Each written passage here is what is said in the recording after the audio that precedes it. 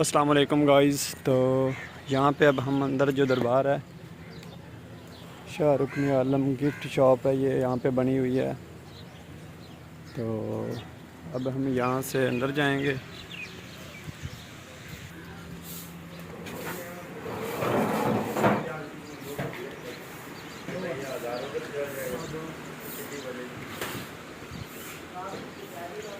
तो यहाँ पे हम लोगों ने जो अपने हमारे शूज़ वगैरह थे वो हमने जमा करवा दिए हैं।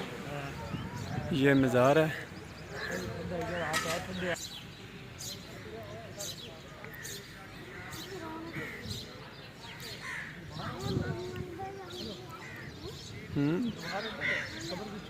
तो सुना था ना, एक मिनट।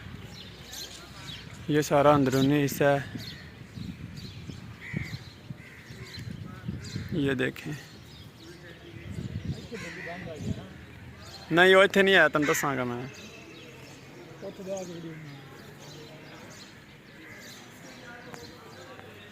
माशाल्लाह बहुत ही प्यारा है। यहाँ पे बनाने वाले ने कमाल कर दी है।